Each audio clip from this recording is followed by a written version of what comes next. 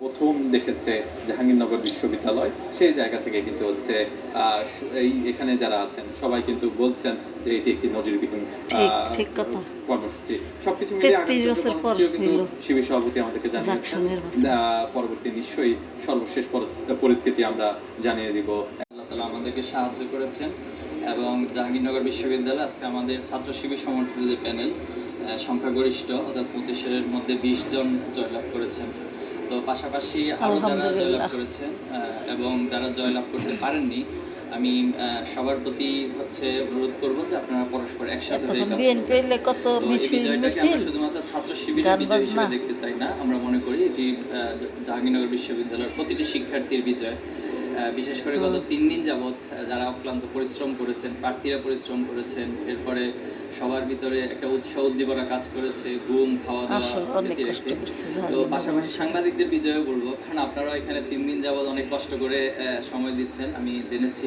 তো এই বিজয়টা বাংলাদেশের সবার বিজয়, বিশেষ করে 36শে জুলাই পরবর্তী জুলাইয়ের শহীদদের আকাঙ্ক্ষিত যে বাংলাদেশ গড়ার স্বপ্ন সবার ভিতরে লালন করছে সবাই। তো এই ছাত্র সংসদ নির্বাচনের মধ্য দিয়ে এবং এই বিজয়ের মধ্যে আমি মনে করি সেই আকাঙ্ক্ষিত জায়গায় আমরা পৌঁছতে চাই এবং আমরা সবার প্রতি অনুরোধ করবো আপনারা কাঁধে কাঁধ মিলিয়ে যাতে করে আমরা যে প্রত্যাশিত ক্যাম্পাস এবং প্রত্যাশিত বাংলাদেশ দেখতে চাই, প্রত্যাশিত নেতৃত্ব চাই, সেভাবে করে সবাই একসাথে করে কাজ করবো ইনশাআল্লাহ।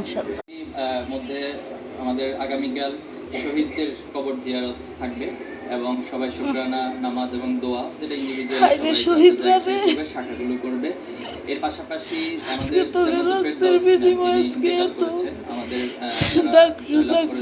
সবাইকে নিয়ে তারা ম্যাডামের পরিবারের সাথে সাক্ষাৎ সহ অবশ্যই তাদের তারা পালন করবে। জানতে চাই মিনহাজুর রহমান, তার সাথে কিন্তু হচ্ছে তার সাথে আমরা কথা বলেছি। তিনি বলেছেন যে এই বিজয় এটি সাধারণ শিক্ষার্থীর বিজয়।